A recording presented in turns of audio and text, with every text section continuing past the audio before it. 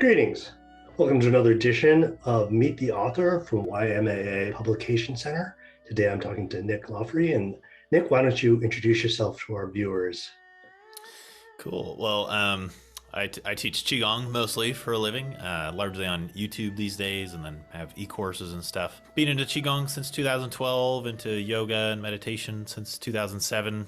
2007, I was diagnosed with psychosis, like paranoid psychosis, form of schizophrenia. So I was trying to figure out what I could do for my own brain, since the only option I was really being given was to take medications, which I was grateful for, but also had a ton of side effects. And nobody was really telling me what I could do for myself, not even like therapy or anything. So I was really surprised by what was in place in the medical system. But I'd come across meditation on my own at some point before that. And so I thought that might be a good way to heal my brain. And so I dove into meditation and eventually found more body-based and energy-based practices like yoga and Qigong and nutrition and Chinese medicine, and sort of took this whole little path to get off medications and totally, heal my brain, body, and here I am today. We're going to unpack that psychosis thing a little bit more later, but let's get right to what traditions of Qigong and yoga were you studying? Yeah, so Qigong, I wound up kind of accidentally doing some kind of like internship with Lee Holden, who's kind of a famous name in Qigong. His main teacher was Mantak Chia. He spent a lot of time studying under him, but also studied under a lot of other teachers, and kind of created his own like integrative, modernized style of Qigong. So that was the main thing I learned, since I wound up really by accident. I went to do like a 2-week workshop with him. I'm from Toronto, Canada, and he was in California. And I went down to Santa Cruz, California to do a 2-week workshop with him. And I was like, wow, I really love it here. Maybe I'll try moving here. And I was basically just going to like live in a tent in the woods. I didn't really care what I had to do to live there, but I got really lucky, and his assistant happened to be moving to the East Coast the same day I was moving to the West Coast. And so he needed a new person to answer emails and things like that. So I got a pretty cool job with him right away. And that turned into a bit of a apprenticeship style relationship for 3.5 years. And that was really amazing. I got to meet some really interesting teachers that he brought on. And then I've done some other training with Jerry Allen Johnson and Damo Mitchell, and, just been filling my brain with as much knowledge as I could over the years. But yeah, Lee's, and I guess that would mean Mantak Chia's style is the main sort of lineage I'm coming from. I got to disclose to you, I'm talking to you from Santa Cruz right now. Oh, no way. Yeah, totally. He and Cool. I had coffee a couple months back. Oh, nice. His place is not far from I am. I mean, in walking distance. Oh, nice. Wow. Walk. So Santa Cruz is a small world. Everybody seems to have spent some time there at one point. it's a strange locus for energy work. Yeah. A lot of people pass through here for sure. Yeah. And yoga. So where did you pick up your yoga traditions? Yeah, yoga I studied mainly under a guy named Ian Finn, who's based in Canada. Um, I went to Vancouver Island to do a teacher training and whatnot with him.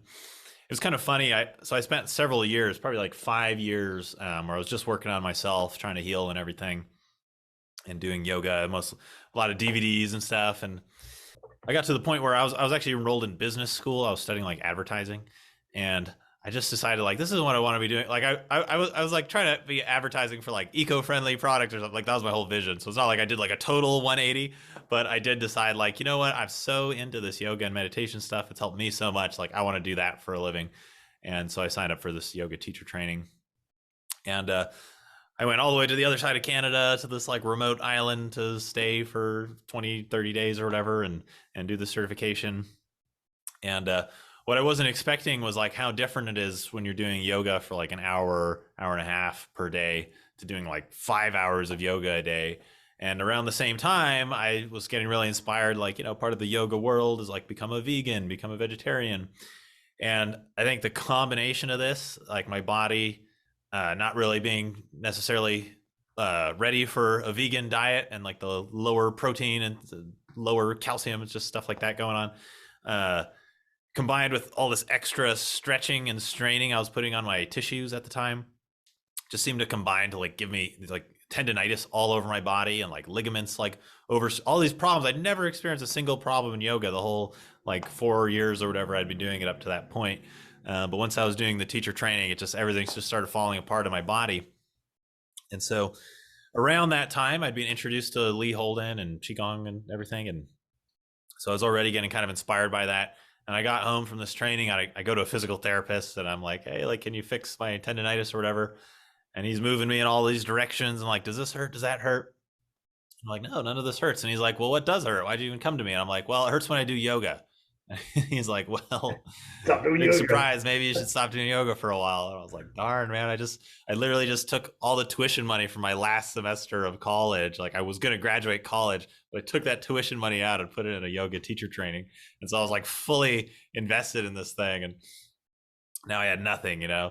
And so, I wound up just studying Qigong more because that seemed to be yoga like. It gave me all the same benefits of yoga, but without putting all the extra strain on my body. And so I got really into Qigong for a couple of years and just worked a bunch of construction jobs and everything. That seemed to be not super great for improving my health because I still didn't feel like I was like fully recovered from what I had been through. And there was a lot of physical health problems that had come out of taking medications and stuff. So I'm trying to heal myself, but then every day I'm going and spending like 8 to 10 hours, like breaking my back, doing all this labor and everything. And it just could feel my nervous system just was not enjoying it. So I was really trying to figure out a way out of that. And what I had meant to do was I was really looking for like, oh, is there a retreat center like in North America? And I really wish I had found you guys, but I couldn't find anything online. A retreat center where you go and you do Qigong and like eat a Chinese medicine diet, like, because all that stuff was just seeming to work so well for me. And I wanted to keep it going, but all I could find was like a Buddhist retreat center or a yoga retreat center, you know? And so they were all kind of doing their own thing and they really want you to come in and like do their method and study under their teacher. And I just kind of wanted to do my own thing that I was already doing or have a teacher who was teaching something similar. So I couldn't find anything. So I decided after a couple of years of this, I really wanted to do like a work trade, like one of these things like, oh, stay at this yoga ashram, you pay Sure. like $1,000, but you stay for 6 months because you're helping in the kitchen or something like that. Right? Work study. And I Sure. thought, oh, this will really help me to finish this healing process. You know, I've fallen so much in love with this Qigong thing. I'll go do Lee Holden's teacher training. It's just 2 weeks in California. Maybe I'll get some healing out of 2 weeks doing this thing. But at least I'll have something else I can do for a living besides like break my back doing construction and warehousing and all the stuff I was doing. So I went and did that. And like I said, I just fell in love with California and Santa Cruz and the beach and everything. And I was like, man, there's got to be some way I can live here. And like I said, I'm from Canada, but my mom happened to be born and raised in the US in Ohio. So I found out when I called immigration, like I didn't even need a green card or anything. I just like could come get my passport. Apparently I was a dual citizen from birth and I had no idea up till that point. So I really lucked out. And so I went home and got all my stuff and birth certificate and everything. And I came back to California and basically the day I got there, I got a job offer from Lee and it turned into exactly what I was looking for. He has this Qigong studio. It's like downtown. It's like an urban studio, but he let me basically sleep there in a sleeping bag for 9 months. And so he was happy to pay me like basically just enough to eat and then trade me with like Qigong lessons and private training and everything. And so I wound up like, basically I turned his little urban Qigong studio into a Taoist retreat center by accident with a work trade program. That's very Yuan Fen, right? Really, Very, really very turned out. stated. Yeah. Yeah, cool. So you've rebranded this as bioenergy, which is Yeah. now it's something that people are talking about when they say bioenergy. They're often talking about biofuels, but you're Right. going human bioenergy, which is kind of an older, I guess, an older term now. But explain what you mean by that. Yeah, so I partly just wanted to modernize the idea of like chi, you know, like all these ancient traditions have these ideas of energy, and there's usually a almost a psychic element to it that's often inferred or a spiritual element, and I totally embrace all of those. I've had lots of experiences with that, but I feel like for the general public, just kind of making it sound like more physical is like a little easier gap to bridge or whatever. Bioenergy, bio obviously means life, energy means energy, so really the same, just like a really Western sciencey sounding way of saying chi. But also, I got really into studying this as I've gone through a lot of nutrition stuff as part of sort of my healing journey. Mm-hmm. The whole like this whole field of nutrition and biology research exists that almost nobody talks about, even in the alternative health world and the Chinese medicine world and the Yeah. nutrition holistic stuff world.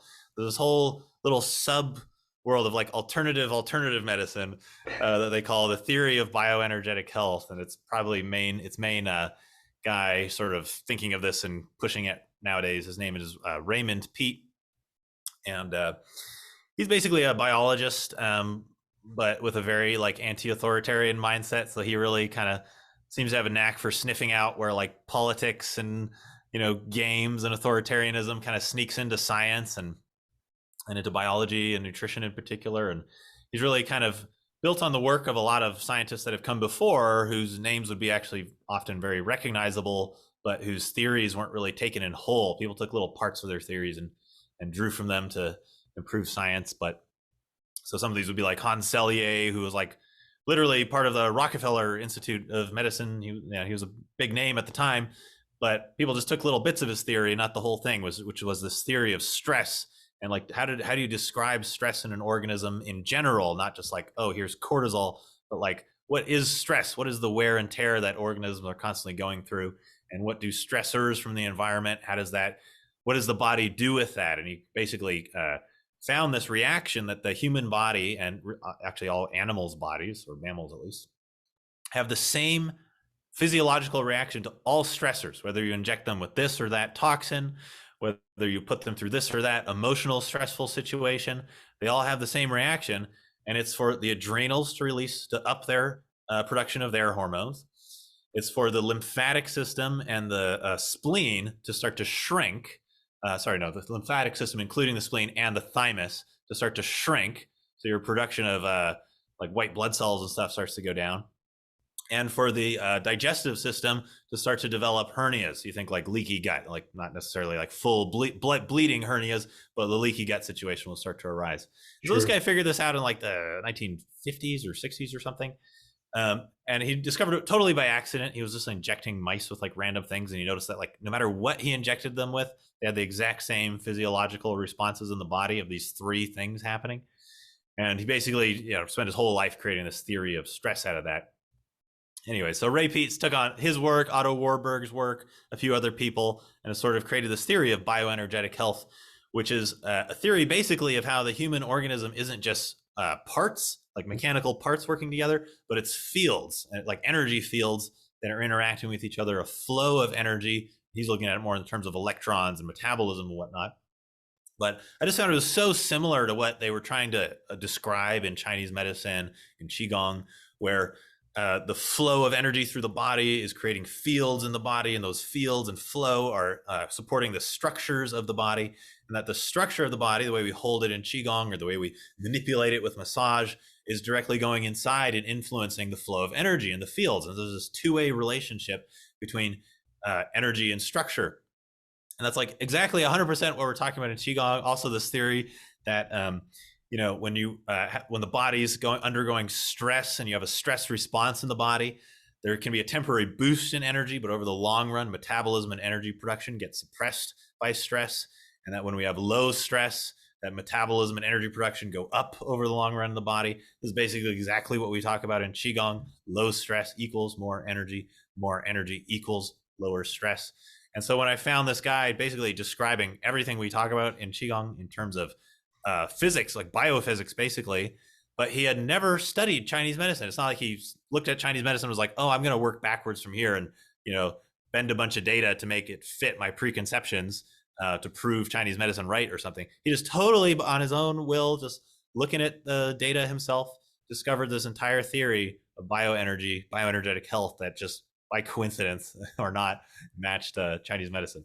So I decided to kind of name my brand after that, partly because I just like the connection with that, partly because I kind of work on, do a lot of studying of his work, and partly because I thought it would just give me a broad enough umbrella that I love to teach Qigong, but I love to bring other things in as well. So I thought bioenergetic health kind of made like a little broader umbrella that I could bring more things, more little tools under that umbrella.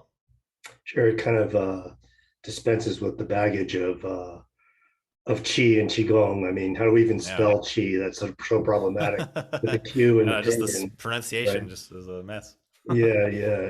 My one of my teachers was a Shaolin monk, and he was teaching at the school. Actually, I've had a lot of Shaolin monk teachers, but he was teaching at the school that was bought out by a Christian organization. Hmm. That was because it was a martial arts school as well as an after school program for kids. Hmm. And the after school program was actually more successful than the martial arts school. But when it was bought out, the Christians came in and said, "Okay, yeah, you can teach wushu, teach kung fu, but no Buddhism." Oh. And being a Shaolin monk, he was kind of like, okay, well, it's kind of all the same thing. Yeah. So I imagine to some degree, your marketing is along those lines, and that I don't want to say you want to sneak it in, but you're just trying to make it more palatable or digestible to the Western market. Is Yeah, I that definitely don't like accurate? hide the Chinese terms. I don't hide where it comes from. I talk a lot about Taoism and Taoist philosophy and Buddhist philosophy and stuff. So I'm not like trying to like, like some people will like just totally rebrand something to the point where like they just totally pretend to like they invented it, but Yeah, rename I'm never trying to everything. do that. I think the origins are really cool. I'm a total history buff. I'm a huge fan of philosophy and ancient religions and everything. So, and I think most people can be inspired by that stuff too, even if like somebody's maybe skeptical when at first they hear like, oh, Chinese medicine. If that was like the first thing they heard, they might be like, oh, well, what's that? A bunch of ground up turtle shells or something, like Right. endangered animal pieces or something. Um, Right. so I think it's nice to have it not necessarily be the first thing people hear. But once they're kind of in it, I think it's great to like explain like, well, this is where it comes from. And these are the kind of philosophical principles. And I really like to give kind of a balanced approach. Like, I'll talk about something like, one thing we talk a lot about in Qigong is like, oh, like you're, reaching up to the sky and you're pulling the energy from the sky down into your body and you're reaching into the earth and pulling energy from the earth up into your body. And it's like, that's really cool to think. That's cool to think that there's energy in the sky. And if you just wave your hands around enough, it's going to like move through you. And I hope that's happening. That sounds really neat. But if it isn't, it still works. You can still think of it like, wow, the sky is a metaphor for how open and clear I want my mind and spirit to be. And if I just imagine that I'm connecting to it and just imagine that its energy is coming down, then it's just like my mind is reflecting and mimicking that quality of the sky that I want to mirror in myself. And so, like, you don't have to believe anything weird or superstitious for it to have that effect, but you can also believe the weird superstitious thing and it'll have the same effect. So at the end of the day, who cares? But I kind of like to give people like an out if they're like, oh, this is working, but my mind can't rationalize why. And Yeah. it's giving me like anxiety, it's like, well, here's your little out, like you can just believe it's like this totally explainable psychological or physiological phenomenon. Like it's totally fine to just believe that and get all the same benefits, or you can believe the woo woo part and have it be more exciting and imaginative. And that's cool too. Right. Well, speaking of anxiety nowadays, right in the era of the pandemic, you seem to have made a pretty good shift over to doing everything virtually. I mean, Yeah. your TikTok's been very successful, and I imagined that you can credit some of that to that advertising career you almost took. A little bit, I think. Um, how do I didn't you? really show up to class very much, but yeah, I squeezed by. So how does that all work out for you in terms of introducing this as self care or wellness programs in terms of virtual learning and Yeah, in a lot of ways, I've just followed my teacher's footsteps. Lee always marketed with the benefit first and the tool second, which is like number mm, one advertising lesson that probably most people in the healing arts world need to learn because we're so passionate about our tool. Our tool is so cool and so interesting and has so much history that we want to tell people all about the tool. But what people want to hear, they don't care about your tool. Most people, 90% of people, just want the benefit they're going to get from the tool, right? So I sure. kind of try to lead with like benefit first, like, you know, my teacher does, Qigong for anxiety, Qigong for depression, Qigong for neck pain, Qigong for low back pain. And so people are like, I don't know what Qigong is, but I've tried everything for low back pain. Maybe this will be the thing that works. And so they click the low back pain YouTube video or whatever. So I've had a good amount of success on YouTube with that. Um, just like a lot of work over the last 2 years. I went from probably like 1,000 to 12,000 subscribers over the last 2 years, which isn't a lot in YouTube terms, considering like, if you're on YouTube and you want to make money from YouTube, like them putting ads on your videos, Like I think my channel makes like $200 a month or something from YouTube ads. So it's not like you can make a living on 12,000 people that way. But Yeah. fortunately, I made a bunch of like e-courses and stuff I could sell to my viewers. So it's not a lot of people, but it's enough to like make a living because I can sell my own products through it. Mm. So that's been really great. But what I had this huge success on TikTok where I basically just posted a story about posted my story about overcoming psychosis, schizophrenia, whatever, and what I did and everything. And that was like my first. Like I'd only posted like 5 videos on TikTok. I was kind of just messing around. I didn't think it would like really do much. And then this one video, all my past videos were like 200 views or something. And then this one video went to 1.5 million views. And so I was like, wow, like this really resonates. People don't want to hear about Qigong. They want to hear about mental health, especially on TikTok, where it's a lot of the younger generation. They've been sort of taught Yeah. a lot about mental health, but sometimes I feel like they weren't taught a lot of like empowering stuff about what to do about it. They were taught a lot about like, oh, accepting people with mental health or acknowledging your struggles, acknowledging your mental health problems. And that's like one great piece of the puzzle. But if you don't follow that up with like, look at all this inspiring, empowering stuff you can do, look at these examples of people who've changed their lives, went from the dark to the light, like you're missing a lot of it, you know? So I think my video like really inspired a lot of people and basically went from 0 to 40,000 followers on TikTok overnight, which really annoyed me because I put 2 years of effort into YouTube. I had less than 12,000 and like a couple days on TikTok, I had 40,000. So That's awesome. That's yeah. awesome. Well, let's circle back to the mental illness issue. I do some work in drug harm Yeah. reduction, Cool. and particularly dealing with people on bad drug trips. And Yeah. for a while, I was working with a doctor that was using acupuncture to bring people down, particularly auricular acupuncture. Oh, wow. And it was amazingly successful, but Wow. unfortunately, the nature of acupuncture, because you're actually penetrating the skin, Yeah. and it's kind of an experimental thing. We Yeah. couldn't we couldn't do much research on it, because Oh. this was stuff on the field. Even though, I mean, every time that we used it was 100% successful, amazing. That's amazing. Um, and so it got me kind of interested in uh, modes of mental illness in ancient Chinese traditional medicine. And there's Mm-hmm. actually quite a bit in Qigong and in TCM in terms of, but it's all described very metaphorically. So it's kind of hard Mm. to, they talk about like fire sickness if you practice your Qigong wrong, which for a Right. long Yeah. time Yeah. I thought was ridiculous. I thought it was like masters telling you, okay, this is why you got to do your Yeah. pinky this way because you'll get the Yeah. fire. But now that I've been into it a lot and have encountered a lot of masters that might have a little of that I think issue. I have too. Uh, well, I mean, how does that feed into your mental health issues? I mean, it's got to be a very like a razor's edge. Yes. Yeah, Qigong can definitely produce the opposite effects you're looking for. I think the way to think about it is like most like general health Qigong, like the 8 brocades practice or the 5 animal frolic, most of that is not going to produce like weird symptoms that like exacerbate mental health problems.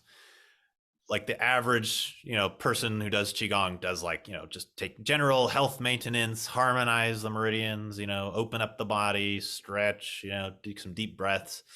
I think the stuff that really produces like the enter fire dance with demons kind of psychosis and stuff is probably like the holding the postures for like 30 minutes a day, kind of like getting really into your microcosmic orbit and like intense visualizations and intense periods of meditation and sort of those practices that really should be reserved for people who've already built a foundation of good health and inner harmony. And then you kind of build on top of that. Maybe you're ready to go to the next level, do some Neigong or intense Zhenjuan training or things like that. But Mm. I feel like most people, the 8 brocades aren't going to make them go psychotic or anything. I would hope not. That's my practice. So Yeah. But yeah, I think just the more physical the practice can be, I think the less you're going to run into problems. So the more it's just kind of stretching, opening the body, clearing, shaking, just clearing off the psychic tension through the body. This is one thing I really stress on my TikTok that almost nobody understands. It's amazing how many people are surprised by this and how many people I really piss off on TikTok when I tell them like your body is a huge source and cure of your mental illness. If you've been eating garbage your whole life, why do you expect your brain not to be made of garbage? You know, if your Sure. metabolism is suppressed, why do you expect your brain's metabolism to be any good? Right? If your breathing is like totally chaotic, and why do you expect your nervous system to be harmonious? Like there's so much that's in our body, the tension we hold in our body, the toxins we hold in our body, the posture we hold that affects our mental health. And so like just start there. Like you don't need any fancy meditations. You don't necessarily need like years of talk therapy. Like those things can help too. But I feel like what's so neglected in the mental health world is how your body is your mind. Like there's so much you can do through your body that is very low risk, that you're not messing around with neurotransmitters and stuff that can ruin you for life. And like it's just basic stuff. Like just eat a healthy diet for a week and see if you feel better. Or take some deep breaths, or just like go for a walk, you know?